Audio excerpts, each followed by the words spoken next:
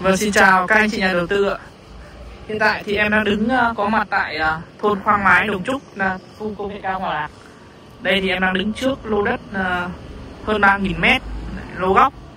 Từ đây di chuyển ra đại lộ Thăng Long nó rơi khoảng tầm 8-90 mét thôi. Thì đường này là đường rất là rộng, 2-3 xe container tránh nhau.